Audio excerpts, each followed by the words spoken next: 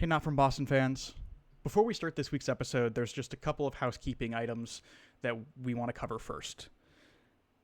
This is the first episode of Not From Boston where we've recorded video in person, which is very exciting. However, there was a slight technical glitch at the 28-minute mark where we lost video, and that lasted for about 2 minutes. So from minutes 28 to 30, there's no video. We apologize. Hopefully we can avoid that in the future. Secondly, we do cover the new Netflix series, The Clubhouse, and we apologize if you are not caught up on the show and don't want to hear spoilers, but we did both feel that it was important to talk about the show sooner rather than later. Neither of us at the time of recording, neither Harry nor I, had finished the show yet ourselves, but we still wanted to talk about what we had watched.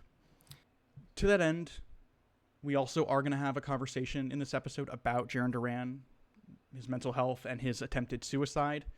Of course, Harry and I understand that that can be very triggering for some listeners. And if you want to avoid that portion of the podcast, we completely understand. It takes place from around 10 and a half minutes into the episode and ends around 26 and a half minutes into the episode.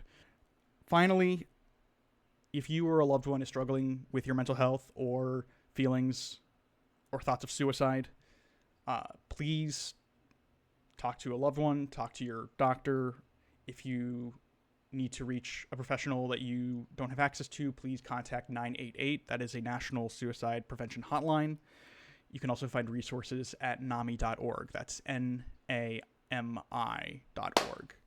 Let's do it. Okay, cool. All right, welcome back to Not From Boston. Yo. Episode 10. Episode 10. It's like, we've been doing this for 10 weeks already? Who's the best number 10 that the Red Sox have had? I'm trying to think of, first off my head is Trevor Story, because I can't think of anyone else. He looks pretty good He now. looks pretty good, yeah. Who else has worn 10 for us?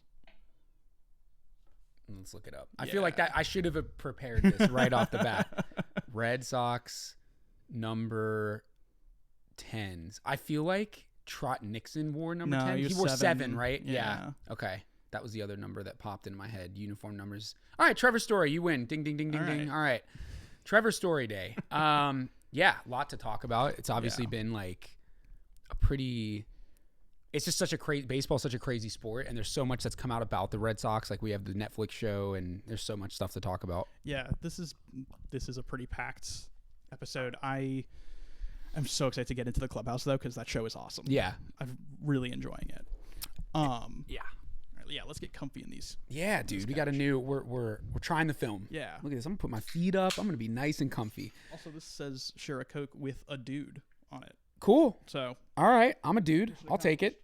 But yeah, so. Do you want to jump into the Clubhouse first? I think so. I think that's gonna take up most of the episode, honestly. So I mean, the first thing is baseball is a sport where I feel like you don't see inside the lines too often. Mm-hmm. Like you don't see.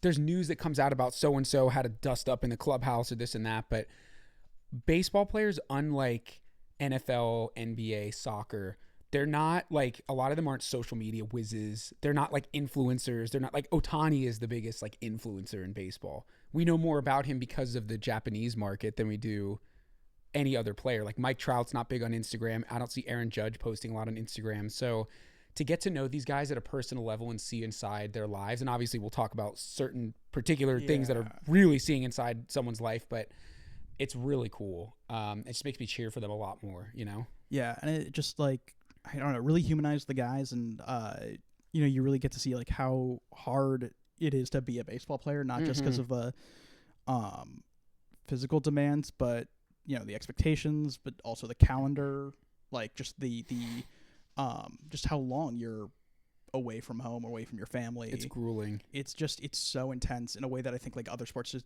don't have. Yeah. And but it's really cool to see these guys also like come together and be a family as a group of guys. And like also just it was one of those things like watching it, I was like, yeah, baseball is so much more than a game in a way that like makes me like fall in love with it all over again. I think when the fact that they play so frequently, like you said, it's such a grueling season. To me, it does create that family aspect. Like you see those guys. I mean, I know like NFL teams practice every day and stuff, but like you are out there fighting with those guys every day. And listen, let me tell you, people watching. So I went to church with Austin Slater, who plays now, I think, for the White Sox, played for the Giants. And I only met him twice at a Christmas party, but I talked to him about it. And he was like, if you think that there are throwaway games in Major League Baseball, you are very mistaken. He was like, yeah, we can run a lineup that's like all rookies or whatever, but like, let me tell you, we want to win every game. Every team wants to win every single game. It's not like, we won the series. It's a 4-game set. We'll just screw around the fourth one. Like, no, they're trying to fucking 4-game sweep everything, you know? Yeah. So I think it is such a family mentality when you're playing and fighting every day instead of like once or twice a week, you know? Yeah. And it's easy to see, or I think it's pretty interesting to see on this show how, when you do kind of come into hurdles along the way, whether they're like mental or physical, just how much harder that hits for them than it does for us as fans. Like, yes, seeing how like Casas fucking up his rib cartilage, like how much that messed with him. Yeah, and Giolito with his elbow injury story with his. It's devastating. Yeah, dude. Casas, I just want to throw this out there. He's probably my favorite player. Now, Wilyer is still my favorite player, but I love Casas. He's such a weirdo in the best way. Like, I love him. I think, like, the first scene where he's sitting and getting his nails painted and stuff, I'm like, let's fucking go. I love him. So weird seeing him hang out with, like, Cutter Crawford a lot. Like, I was like, that's not a duo that you ever would have expected. Yeah, but it's cool. Him and Duran, when Duran's Bronco stops working, was also so wild. But I think, like, Duran's like trying to like help like fix the car, and Casas like just immediately is like, I'm gonna call somebody. Like, I want to do this. I think it's so interesting though, because like this phrase was thrown around in the documentary, and I've read it before, but like baseball more than other sports, I think will eat you alive. Again, because you play every day. Like, I've never played a sport where you can have 3 really good games in a row. You can go 3 for 4 with a home run, 3 or 4 games in a row, and then have 2 golden sombreros, 0 for 4s, or just even like 0 for 4s, ground outs, pop-up strikeouts. And all of a sudden your spot is on the line. You're like, fuck, like I'm not hitting what you're like, the slumps and the streaks just, so it takes some serious mental toughness to play baseball. No, for sure. I also gotta say, like, I will get to the guy who's like, I think like the story the most, like Flowerson, who's been in the headlines the most, but the guy who deserves his flowers the most from this, like coming out looking amazing, is AC. I was gonna say, Cora. Dude, he is like the best manager in the game. I think he's got the perfect blend of like, he's clearly a player's manager. Yeah. Like the guys, and we talked about it earlier, like the video of the guys golfing in the clubhouse and stuff. Like, they love him. Yeah. But he's a freaking genius. He's a freaking like he's just like so meticulous, and I love the Wilyer Abreu thing where he's like, who is it that he pinch hit for? Tyler O'Neill. Yeah. And he's like, yo, his grandma's about to pass away, like let him hit, and then he gets that huge double. Yeah. That's just such like tact, and he's great. I love Alex Cora. There's so much great stuff in this show about him being just another father figure to these guys, and just the amount of, like, he really just operates, it seems, with like empathy first, which is just so cool to see in a coach, because like that's just not what you see in a coach, like in your head. I think here there's a great moment. I think you might not have gotten to it. I'm on the last episode. You're on what episode? I finished 2. Yeah. I've had a long week. There's a great moment where it's like hours before a game, and you just see like Cora and Bayo in right field, and Cora's just sitting on the right field wall, which on its own is a hilarious visual, and Bayo's just like working through some family shit. Yeah. And just like, you just like kind of see Bayo wanting to kind of like keep away, and Cora just kind of, you know, doing what he can to bring Bayo back in and talk about it. And it's really moving stuff. Also, I just like, side note, like Brian Bayo really struggled last year. Yeah, he did. And now I think we kind of know why. Like, because Brian Bayo, for those of you who don't know, he had a newborn like baby girl at the beginning of the year, like right before he signed his contract extension. And he was trying to get his wife and daughter to the US to live with him for the season. And our immigration system just like was uncooperative. The baby got a visa, his wife didn't. Which is like, what the fuck?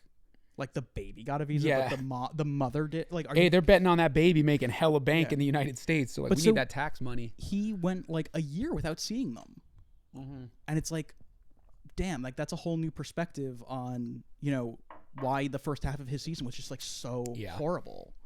And it really just like it does kind of the numbers, of a player's performance. Like they don't always tell the whole story. Yeah, and this is sort of similar to, not sports related, but like the Chadwick Boseman thing. I thought about that as you were saying this, where for those of you who don't know, the star of Black Panther, Chadwick Boseman, passed away, I think 2020. Jackie Robinson? Jackie Robinson. Yeah, duh. Okay, everybody knows. That's right. I forgot about that. Yeah. What a great movie. Oh my God. What a good movie. So good. But he died in 2020 from cancer that he didn't disclose to a lot of people. It wasn't in the public. And he was really jacked for Black Panther, and then he lost a lot of weight. And everyone's like, why is he losing weight? What's going on with him? He must be, like, people were like kind of body shaming him. You just don't know what these guys are dealing with behind the scenes. Everybody, especially the silent battles, like imagine the mental anguish that you must be in to not see your family for a year and know that they're in a different country and can't get in. Like and obviously the Duran stuff, which we'll talk about, like we as fans have a responsibility to do better. Yeah. We have to do better because these are human beings. And it's like, again, I've said this on the pod, I'm also a huge soccer fan. And yesterday my team, Arsenal, had a huge win against Real Madrid. Like it was like a famous victory. And a couple players that played really well, I've heard fans cussing their name 2 weeks ago. He's fucking shit, blah, blah, blah. We have to do better as fans. Like I really think of Duran a lot. I was guilty of it in 2022. Oh my God, me too. I was like, dude, fuck this guy. Yeah. He's not got his head up his ass. What the hell is he doing? Why is he walking for the ball? What the hell? He's making comments. And like now we know what he was dealing with. Yeah. So just like remember that these are human beings is really the main statement here. Yeah, I think that's so important. I also think the media, especially in Boston, like I really hope that, and I've already thought so much about what I'm going to say about this in a minute, but like this makes me so fucking like wound up the role the sports media ecosystem can play. I hope that they watched this show and kind of look at some of the work that they do and feel like ashamed. They won't, unfortunately. Do you want to get into Jarren Duran? Yeah, I think we should. It's really important. So for those of you who haven't watched The Clubhouse or seen the news, go watch The Clubhouse. But Jarren Duran had, I guess, there's a whole episode dedicated to Duran. He talks about how the fan vitriol that he experienced in 2022 and 2023 drove him to attempt suicide in 23, I think, right? Yeah. We don't need to get too graphic or detailed in here, but he actually attempted suicide, yeah. And by some miracle it survived. Yeah. The gun didn't go off. Yeah. And that made him make a change in terms of how he was like, okay, well then like I must be here for a reason. And I think like that, seeing that news like really like I think it was like very close to home for me. 'Cause like I've been where Jarren Duran, like I've been in that headspace before and it's awful and I like wouldn't wish it upon anybody. And so I'm like very glad that he's here still. I'm glad that he's still alive, and I really I do applaud the hell out of him for saying something about it on this show and for being so open with Netflix and vulnerable in a way that's very scary. I think especially in a way that like men typically aren't, men and male athletes aren't definitely not interested in sharing. Apparently in Massachusetts, the organization, I think it's called the Samaritans, like saw in a huge uptick in like their phone lines. Wow. After Duran came out publicly, and I think like it's gonna do a lot of good for boys and men, particularly in sports. I think seeing him be so honest and about it. It's funny that it's just funny how the world works, right? Because I remember thinking in 22 after like I said, I was like all over him. I was like, dude, I had kind of my dad and I were talking about it. We went to Cooperstown and we were like, we're being dicks. Like this is not like, yelling at the TV and saying like, that's not cool. And it's just interesting to see like, I don't know, as you mentioned, like you've been in that headspace and I have too. Like these are two people who have dealt with our fair share of mental health issues as well. And it can get really serious to the point where like it's a medical problem. And you don't know you have no idea. Like the guy walking down the street that's having a bad day and being a douche, like that guy might be having, like, he might be battling these kinds of thoughts and feelings and urges. Like, you really don't know what battles people are fighting. And so I just want to double down on, like, it's so important as fans to, like, check yourself. Like, these guys are, I know they get paid a lot, whatever. They're literally sacrificing their years of their lives and their bodies for our entertainment. Like, we're doing this podcast because we love sports. Yeah, and their day, like with athletes, like their day is made or ruined by the love that you show them. Absolutely. As fans. What else? Like, that's it. That's their job, basically. That's what makes them want to continue to do this. I do just want to, like, also say, because I think it's, of course, like, there are some, like, really just, like, awful dark places on, like, social media where it's like, because Jaren Duran, of course, was in hot water last year for the F word thing. and which he's, like, apologized for and stuff, and it's like, and they're bringing it up again now. I'm like, that has nothing to do with this. No. And it's like, even still, like, I don't want Jaren Duran to kill himself. Like, I don't think you should. I don't want anybody to kill himself. Maybe Hitler, but, like, Jaren Duran's not Hitler. And also, like, dude, people make mistakes like that. I kind of always felt like I was, like, definitely upset about it. I was like, wow, like, what's going on there? But, like, people make mistakes. People say things. If it's, like, a repeat over and over and, like, you're not apologetic about it, and, like, that's a different thing. But, like, that was just a huge mistake. And I think he immediately was like, whoa, like, I took that that was not good. Yeah, but I think, I mean, you'll kind of see more. I apologize because I'm about, like, I feel like we're spoiling a bunch of this actual episode for you. But with like learning kind of more about Jaren Duran on this show, there's just, like, I really feel for him because he really struggles with, like, his confidence and his, like, self-image, and he's always telling himself, like, oh, I'm not good enough, like, I don't deserve to, like, have what I have. And it's like, and it's so funny because, like, I mean, it's not funny, but watching the show and, like, you get to the All-Star game and he's an All-Star and he's there and he's like, Aaron Judge is here, Mookie Betts is here. Yeah. Like, what am I doing here? I don't deserve to be here. And I'm like, dude, just, like, for 1 second, like, please, like, enjoy enjoy yourself. Like, you should be proud of yourself. And it's really heartbreaking, I think, to see him, like, deprive himself of that. Yeah. And I think the show kind of gets into, like, what his relationship was like with his dad, who really pushed him to be the best at baseball, but in ways that were just, like, really bad. Like, just, like, throwing baseballs at him. And like, I think doing things that really made him feel like he wasn't being good enough. You can kind of see the show does a really good job in helping you connect the dots between how Jaren got to this place, this really dark place. And it is, like, I mean, I'm not gonna, like, on this, like, random podcast, like, tell Jaren Duran's dad, like, oh, you sucked as a dad or whatever. Like, that's not my place. But I do think, like, the takeaway from watching that is, like, we, as, like, to, like, all the fathers out there who raise sons, like, you have to be better. Like, tough love is not actually what you think it is, and it's going to collect and snowball into a much harder thing. Yeah, and I just want to throw this in there. This is really important for those of you who listen or come across this at any point in the future. If you feel like you are struggling with anything like this, you just dial 988 on your phone. Yeah. That's the suicide hotline. It's really important. Again, you said this, and I think it's really important, especially for men. Please get help. Yeah, I think we're both people who have been in places where we've needed help, and I've definitely been one who's been like, I can just power through this, and, like, it doesn't get better until you get some help. So, like, yeah, we have to get more comfortable not feeling. Tell your friends, tell your family, like, yeah. So I just wanted to throw that out there. It's 988. That's the number you dial. And you can also, I think Google AI has, like, a chat now that you could message with somebody if you're feeling like struggling with suicidal thoughts or something. But so I would encourage you to, like, seek out a person. Yeah, definitely. And also just, like, you do have friends and family who will come to you if you ask for their help.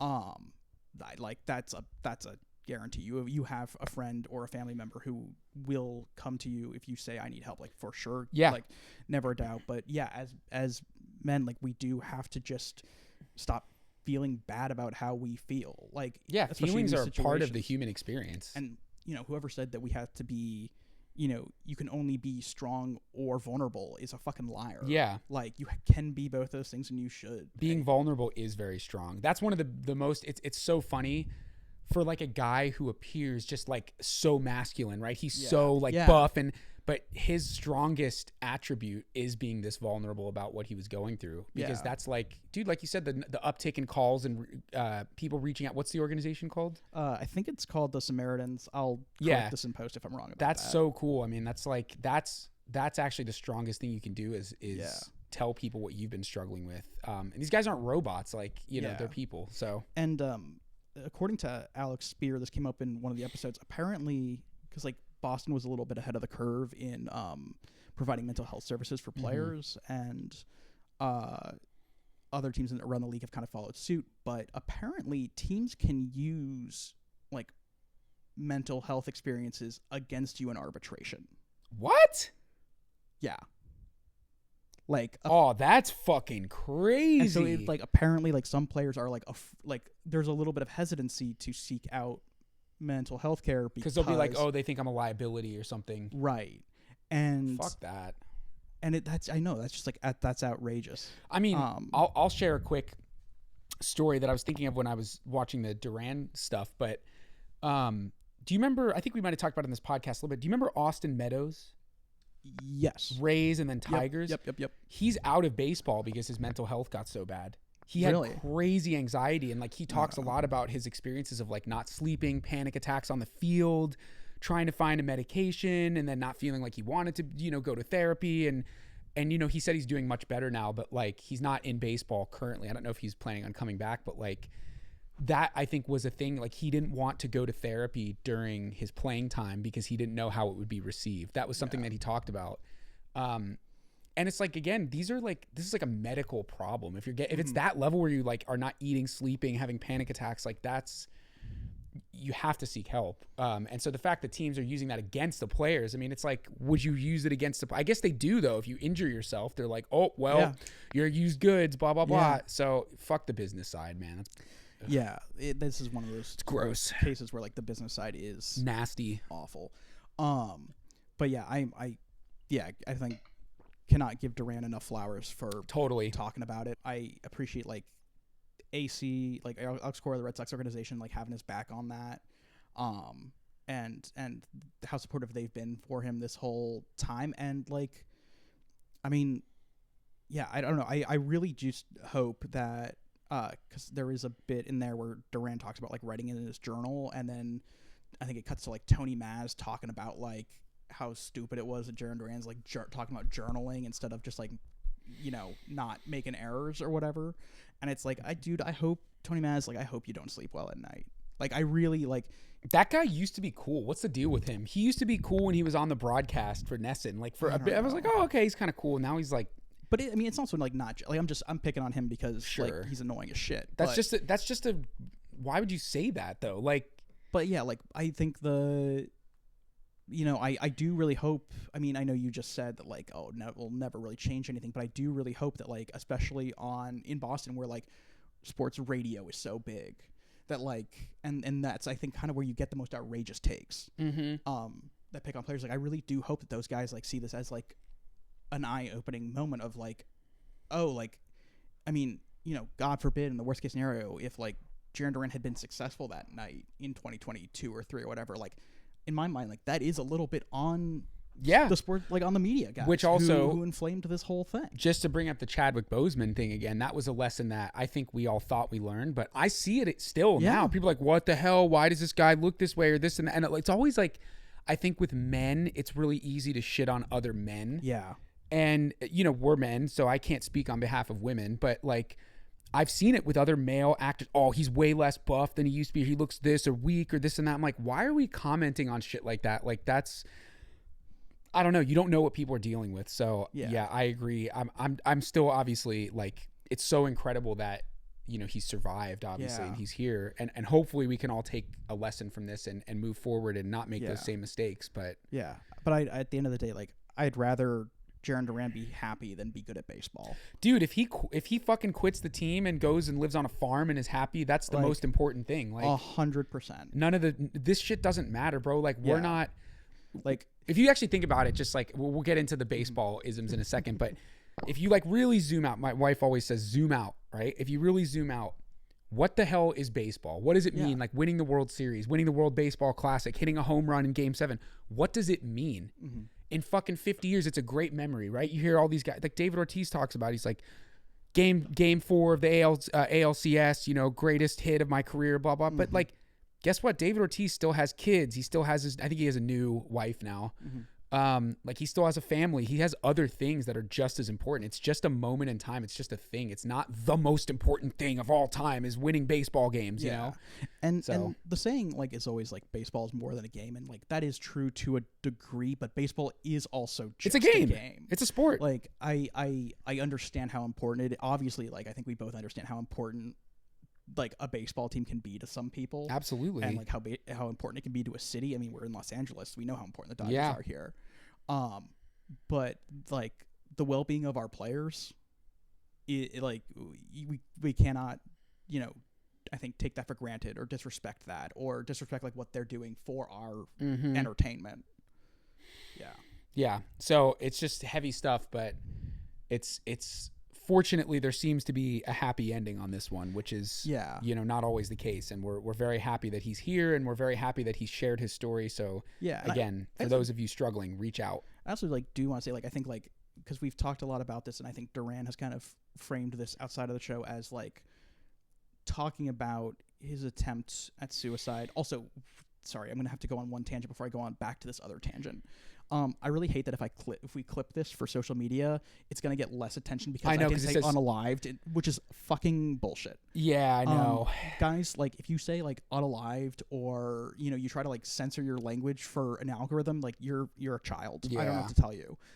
Just like let's be a grown up here and let's just say like, because that is what it is. We don't want to trivialize it. Dude, I got a mark on Instagram on my account. I got, what is it? Not a shadow ban, content violation because I covered SZA's song that says I might kill my ex. Not the best idea. I literally got like a suspension on Instagram for that. Yeah, that's just not right. So dumb. But to go back to the initial tangent was that like he's talking a lot about like, oh, if you need help, like you should go get it. Like if you're thinking about taking your own life, you should seek help, and that's absolutely true. But also like there are plenty of like men, including us, who have thought about it, who have, you know, or who have tried it, and it's like tried to take their own life. And I think it's just as important that you feel as unashamed of, you know, talking about it in a sense of like I tried to kill myself at one point, and I am glad that I am still here. Like it's in so, you know, I think not just to talk about it in a preventative way of like before you get to that moment, like seek help, but also if you have tried, there's you don't hold on to the shame like, of that. That's okay too. Yeah, definitely. We're all just human beings and we're trying our best and things happen. You don't have to hold on to things that, you know, have been such a darkness for you. Like we move forward every day. And yeah, I agree. That's a really good point. Like if that's someone listening, that's been your experience, like we're glad you're here and go get help now. It's okay. Like you don't have to hold on to that. For sure. On that note, I know we don't have a ton of time left. Do we want to get into the games that happened in the week? Let's get into the games. So our last episode, we were on a bit of a high because the Red Sox were doing really well. Yeah, we had just beaten the O's in that series. Yeah. And so then we had the Cardinals, which there's a lot to talk about there. Yeah, so we had our home opener, and that went really well. And then the last two games, we're recording this on Wednesday. As of now, the Red Sox are back to 6-6. Yeah, so they lost 2 to the Jays. Up and then down, and it's. We'll talk about why, because it's a lot of really frustrating stuff.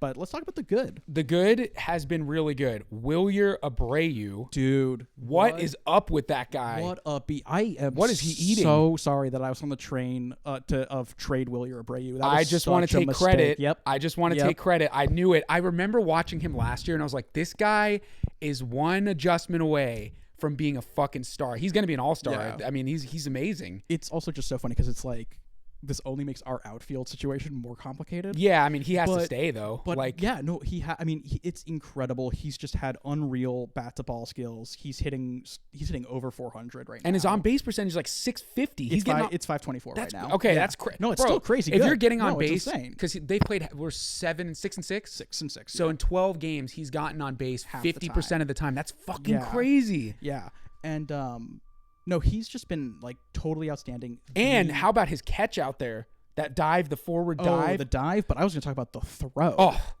Ground ball like past second base. William Bro. Abreu takes it and just throws out Laser. Newt Bar at third. laser. I mean, I could not believe. I mean, it's also like really rare to see the Red Sox play really great defense, and it's so cool when it happens. Yeah, this team is good defensively. I know we had the first game Sunday. Our right? first game against the Blue Jays, we had some rough. There's been a couple games, but It's for the also most part, been like rainy. Cold. Jumping ahead, the Blue Jays game was rainy. The first game was rainy and cold, and then the second game was like 35 degrees. Like, Yeah. At first pitch, like I'm hoping that's just the elements. yeah, But yeah, Abreu is he's absolutely incredible. I'm so happy for him and for the team. But against the Cardinals, he had 5 runs, he scored 5 runs, he drove in 6 runs, and he walked off game 2. Amazing. That's his. So Yeah. he didn't walk off the opening day, but he had the game-winning hit in the top of the 9th. Like, Yeah, he's picking up the clutch mantle, he which got is sick. Yeah, that was game 1 of the doubleheader, I think. Yes. Yeah. Also, guess who's back? Dude, Rafi Devers. what the hell? Again, like I saw another Instagram video. He kind of brought the elbow back in, like the thing we were talking about, and yeah. now he's hitting better again. So he made an Yeah. adjustment. So It was only a matter of time. in that series against the Cardinals, Devers scored 8 runs. He drove in 8 runs. He hit 2 doubles and a homer. Yeah. He's hitting now 244, which is like from where Considering he was at was 0, yeah. You know, it's incredible. I'm very happy that like we all knew that was going to happen. Like, Yeah. I think like people who are like panicking about Devers, it's like He's a gonna be professional okay. hitter. But it's funny that as soon as he starts hitting again, he starts hitting a bunch. Mashing. Again. What do you think of the home run helmet? I was about to. Yeah. It is awesome. It's I love also deeply fucked up. Yeah. It's pretty gross, dude. No, I was it's like, horrifying. oh, that's nasty. Yeah. Like it looks like if like the Philly fanatic had an affair with Wally the It's Green pretty Monster, gross. or I guess Tessie. Yeah. And then they birthed that helmet monstrosity, which apparently you can buy like the original like frog motorcycle helmet that they turned into Wally. Like, Okay. For like $40 from Okay. Amazon. So I missed like the era of like last year they had the weights, right? They did like the blow up Yeah. weights. I didn't like that. The shopping cart was a good shopping one. cart was good, but I think people kept getting worried about getting hurt. Yeah, the Wally helmet's good. Yeah, I think the Sox are always have had better celebrations. I feel like we were a little bit ahead of the curve on that as well, right? Yeah, we were one of the Were we? first teams. Yeah. You know what we started doing was the win dance repeat in the outfield in like Oh, yeah, 2016. Oh yeah, now they're doing like what is it like soup? Oh yeah, they're Like, doing the cooking. Yeah, Yeah, wonton soup. which is so funny because when I first watched it, I was like, are they like because of me and my brain? I was like, are they winding a film camera? No. Like are they shooting a movie? It's like the Lil B, like the cooking Yeah. dance. No, it's cool. I love it. Game 2 or sorry, still in game 1. Bueller. Bueller he got the win, but he didn't pitch great. Gave up 7 hits and 5 runs. His cutter and his sweeper aren't great right now. He looks a little off. He looks Yeah. like he didn't get enough of spring. That's what it seems like to me because his stuff isn't Buellering. Yeah. Well, also he's like been using the knuckle curve less, which I guess makes sense given that he just had surgery. Of course, yeah.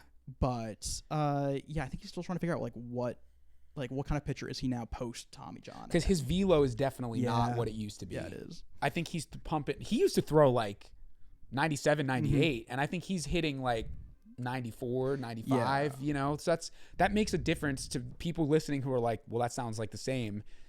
In baseball world, from 60 feet, 98 versus 94 is like, it's like a different pitch. Mhm. 94 looks like batting practice to a lot of guys now. Yeah. 98 is like, oh shit, Cooper Criswell also gave up 3 runs in game 1. He also then gave up 5 runs in game 3 of Yeah. the series.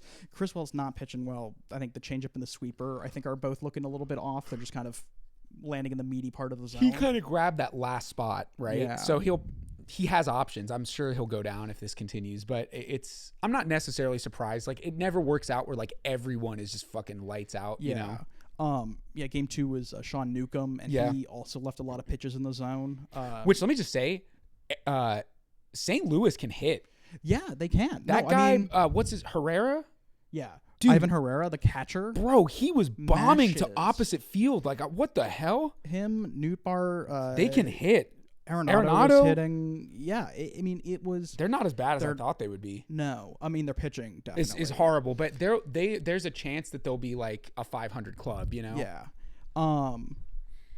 So, and then game 3, Hunter Dobbins made his major league debut. Yeah. 5 innings, 8 hits, 2 runs, 2 walks, and 5 Ks. Not bad. No, it's solid. He came up for a day, pitched because it was a doubleheader, and then went back down to Worcester. Yeah.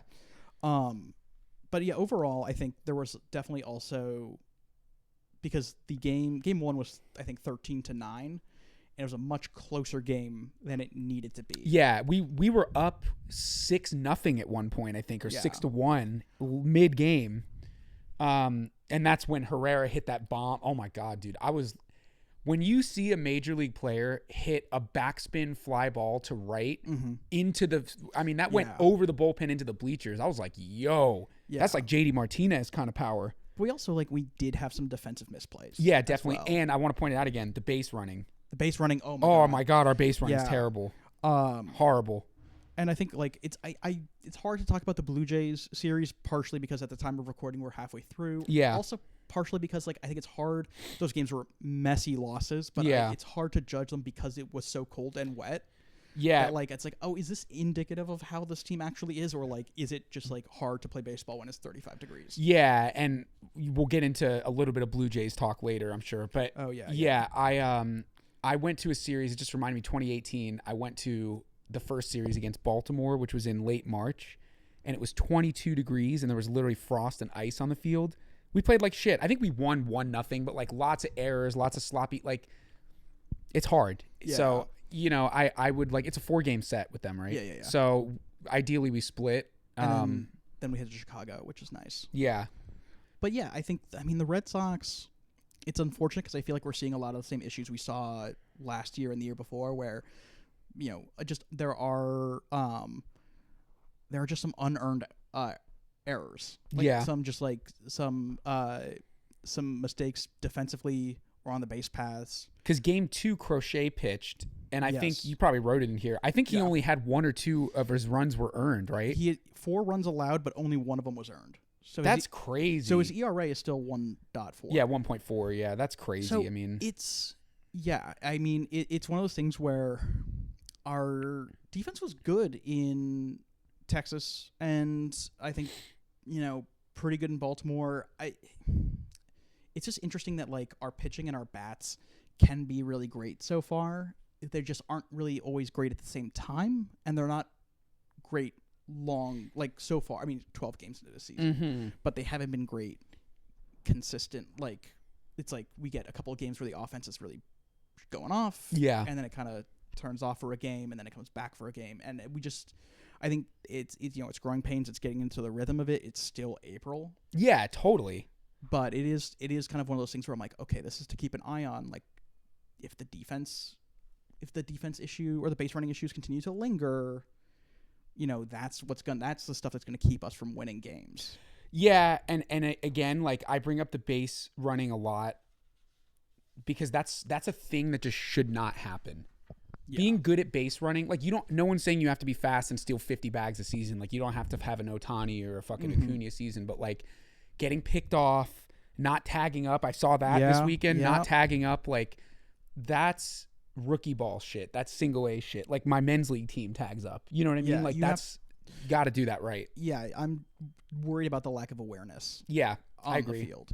I will also say, just real quick, Carlos Narvaez. Yeah. Incredible. That was such a sneaky good pickup. He's hitting 300 right now. We're looking at him taking the full-time starting job, which I'm sure Connor Wong is not thrilled about, but he hasn't been good with, this is in our notes here, but our hitting with runners in scoring position has been really, really bad. No, it's been really and rough. Connor Wong has been really bad, particularly. Yeah. There were a few times where he came up with runners in scoring position, second and third, bases loaded, and couldn't get the job done. Yeah.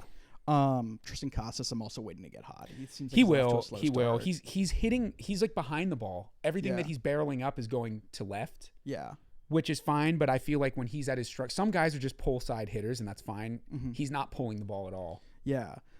Real quick, I just want to touch on run differentials because I think for listeners or viewers, this is a fun way to kind of keep track of where your team might sit in the playoff picture. So run differential is just basically the difference between your runs scored that you score and the runs that you allow. So as of today, the Red Sox have scored 66 runs and allowed 57, meaning that they have a run differential of +9. Yeah.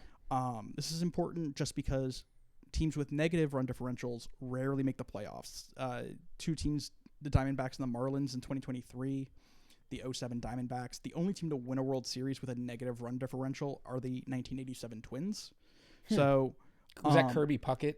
Is that yeah. those teams? Yeah. Huh. So for reference, last year the Red Sox had a +4 run differential. 2023 they had a -4 run differential.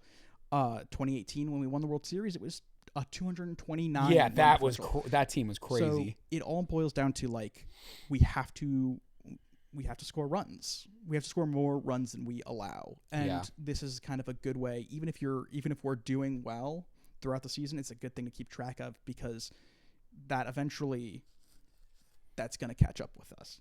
Yeah, I think that's a great stat to look at. It seems like obviously right now it's so early, but that is a pitching hindered stat or a defensively hindered stat at the moment. But we'll have to wait and see. I do want to bring up real quick the fact that Quinn Priester got traded. Yeah. I forgot to put that in the notes. I was a little bit surprised to see that this early. I don't know what the haul back is yet. So we got, I forget his name, but we got I was just looking it up. one of their top prospects, Okay. an outfielder, which I'm like, great, we need more outfielders. Yeah. But we also got a draft pick from the competitive balance round. So it's like the round in between rounds 1 and 2, which is great for us. It also gives us more money in the draft pool. Yes. And then we get a player to be named later, which could also be good. I think it's great. I mean, we have, I think, pitching depth now that Breslow was allowed to kind of cook this past offseason and everything. I know the Brewers are in dire need because they just got a hit with a rash of pitching injuries. So overall, I like the deal. I think I do think that the draft is still important for us. And I look forward to kind of seeing what we can pull off there. Yeah, I think so. I mean, I think Priester was a guy who was going to be used in non-high leverage situations. Yeah, but now that we've seen Hunter Dobbins, right? It's like, okay, we can. Every club has like a yo-yo guy. Yeah, goes up and down and is kind of. Priester was in AAA, right? Yeah. I'm not surprised to see it happen, but I don't know. Prospect trades are really interesting. Obviously, they've worked out really well for us recently, but anyway, we'll have to wait and see. Did you see the alleged City Connect jerseys that we're gonna wear? The green ones. The green ones. Yeah, I mean, I like them. I love them. I've seen some horrible City Connect, which is I know we'll do the rose and the thorn thing. Yeah. One of mine is going to be related to that, but some of these City Connects, I'm like, woof. But I love the green. The Red Sox in the green is great. Yeah. I like the Red Sox font matching the super dope monster. It looks so Is that good. confirmed or was that just a leak? So it was a leak, but it was a leak with other. So I guess it was a leak with a bunch of other new City Connect jerseys. Yeah. Amongst them was the Astros jersey, which they have announced. Okay. So it was like it's probably it then. Yeah. Which is cool. I'm into that. I don't know what the pants are going to be, but we'll see. Just because I know we're tight on time. Let's hop down to the one piece of MLB news that I thought was worth. We have to talk about Vladimir Guerrero Jr. Yeah. So Guerrero Jr. 14 years, $500 million. What does that turn out to be? 35, I think, AAV. For a first baseman, that's a really, really good deal. $0 in deferred money. Yeah. I am shocked. I'm stunned. I couldn't believe Could not believe it. Because he had a very clear negotiation window, which I guess Crochet did too. And they always say that shit. I think Bogarts is the only one I've ever heard who actually adhered to his window. But I'm shocked. I'm I'm really shocked that he wants to stay in Toronto. I know. That's what I'm like. I'm very curious about what the long-term plan is for the Blue Jays. They must have sold him something good, because I think that means Bichette's gone, Yeah. right? Because I don't think they can afford to keep both of them. Well, so either they're gonna like kind of go the Mets route and like dump a bunch of money in to acquire talent, or they're gonna have to rebuild. Like I'm confused about the long-term. Yeah, plans for the I don't Blue- really get for it. the Blue Jays, but I guess if Guerrero wants to be there, then that's great. He is a native from Toronto. So, Yeah. I'm a little, I a little bit was Hoping that he would show up. Yeah, Yeah. for sure. But But- Casas will come good, you know? So I don't know. It was definitely unexpected. Also, $500 million is just fucking crazy. Yeah, a first baseman getting that kind of money, I think, is unusual. But dude, he's like one of the best hitters in baseball. Yeah. So It definitely I agree. It definitely disappointed me, because I had that little 10% of like, maybe we'll get him. But yeah. that's baseball, and that just means, so you know what I'm curious about? I would love to just look it up real quick before we get into the final piece here, is what does that leave the remaining free agent pool for next year like? Because he was the big guy. Yeah. Bichette, I think, is one. Free agents 2025 MLB. Potentially Alex Bregman. I really would be surprised I know. if he gets out of 40 million. He's going to be a great player this year, but that would be, He's No, not going to get he's- more than 40 million AAV. no one's giving him that. Kyle Tucker. Oh yeah. So Kyle Tucker has 14 hits. He's tied for second Yeah. in Major League Baseball. He's hitting like 400 right now. I think the Cubs will. They re-sign should him. extend him. I think they should just give him 400 million right now. I saw Chris Rose Yeah. talking about it, and I agree completely with what he was saying. Like, just hand him the bag. That guy's a fucking stud, bro. He can is. hit. Yeah. I also do want to talk about how, because he was a former Mhm. Astro. Also got Player of the Week. Alex Bregman got Player of the Week. Yes. And it is, I think, to bring it back to Wilyer Abreu, who is also a former Astro Yes. prospect that we got for like 6 weeks of Christian Campbell. Yeah. Like what a robbery that was. Dude, that guy. So interesting. We forgot to talk about this. Interestingly enough, it looks like he's going to play outfield. Christian Campbell is going to play out in the outfield. Oh yes. When Hamilton plays. Yeah, when Hamilton's at second. Hamilton's good, so I kind of get it. I think that He's just not going to get a ton of time. I think it's temporary. Yeah. Because Sadan is a dog out there in center. Yeah, but he's not hitting well. No, but man, he made a crazy Yeah. catch yesterday, No, 2 that days was- ago. So I think it'll be when Hamilton's at second. I think that kind of changed. That all changes once Yeah. Yoshida comes back or Anthony comes up. Yeah, we'll see. There's a million things that could happen, but Yeah. do you want to do the rose and the thorn? Yeah. So I was thinking for this because I know at least when we're with our friends for Sunday dinners, it's like what is the good thing about our day or a week and what was a bad thing about it. Mm. To kind of tweak it a little bit because I liked your hot or not thing.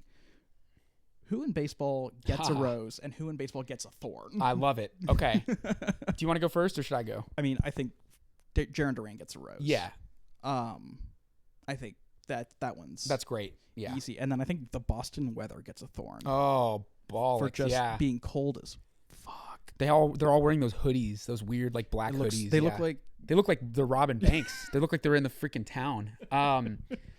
So mine great Boston movie. are great movie. Yes. Mine are not Red Sox related. The New York Mets get the thorn Why? for a gray top and white pants City Connect uniform. Gray top No, those are atrocious. and white pants. I'm going to say it again. Gray top. I'm wearing a gray shirt, but I'm not playing baseball right now. What the hell? I was like, yo, y'all look home and away right now. This is wilding out. I also just think it was a really poor choice for their City Connect jerseys to be NYC. I get the Yankees aren't going to do a City Connect jersey, so you might. Right. But like the Mets, like the whole thing about the Mets is that they're Queens. They're the Queens team. Right. If you live in Queens, you're a Mets fan. Like you should have paid homage to Queens. Yeah, I really just didn't like it. And the sort of subservient level thorn is Edwin Diaz, who he's still pitching okay, but man, he is throwing the ball way slower than I've never seen him throw that slow. I was like, whoa. So get it together, Edwin Diaz. I hope you're doing well, by the way. I hope you're doing well. We're not going to do that. Yeah, we're not going to be douches. No, he is a great pitcher, to be honest. No, I just I mean- thought that was. I was like, wow, he's throwing Yeah. like 6 miles an hour slower. I know he's had arm surgery though. No, I think. know. Yeah. Yeah. He's also, I think, a little older. Yeah. But yeah. The Mets jerseys are really the They're- thorn for me. They're awful. Yeah. My rose is gonna go to Fernando Tatis Jr., who hit a ball. Oh, who supplied Jurickson Profile with the Yeah. steroids? But who hit a ball this weekend at the A's minor league stadium? Oh, did it? Clear out of the stadium. Wow. I mean, like way, way, way. I think he hit it off of Severino. Okay. Way. I mean, I don't know what the distance was, but I just picked up. It was like the end of the day, and I just threw on a West Coast game, and he hit that ball a good 60 feet beyond the walls of the stadium. And that's always fun when you get a stadium clear. That's pretty cool. Yeah. Granted, It's a minor league stadium. yeah. Those tickets are so expensive to go see the A's or the Rays because they're at 10,000 seat minor league stadiums. Yeah. Which is ridiculous. I'm not going to pay more money to go to a minor league ballpark. But you got to look up this home run. He crushed it, man. It was Yeah. amazing. So I always love that. Oh, top of the division. Can you double check if they're still top of the division in the NL West? The Giants. Yeah, because the Dodgers lost like 4 in a row, I The think. Giants lost the series to the Phillies, and No, the Padres are now Padres are in first. It's Padres, and then Giants and Dodgers are tied. That's a good division, except for the Yeah. Rockies. yeah, that's crazy. I'm glad the Giants are doing well. I feel like I hope they have like another 2021 season where they just out of nowhere win 100 games and Yeah, I mean, they have a good team. So, Yeah. Yeah. Anyway, I just had to bring attention that I saw that the Yeah. other day, and I was like, holy Moses, he just crushed that ball. no, yeah, for sure. Cool. Cool. All right, I think that's everything for today. Definitely check out the Clubhouse Yeah. on Netflix. I need to finish it. We're not getting paid by Netflix to say that, but you No. should still check it out. You're not? Also, Netflix, yeah, Netflix, you can pay us. You can pay us. And then also remember to follow us on Instagram at Not From Boston Pod, Spotify. Apple Music. We are on YouTube now, and subscribe to our Substack for Fun getting things. this in your inbox. Yeah. yeah. I don't know. All right, guys. Bye.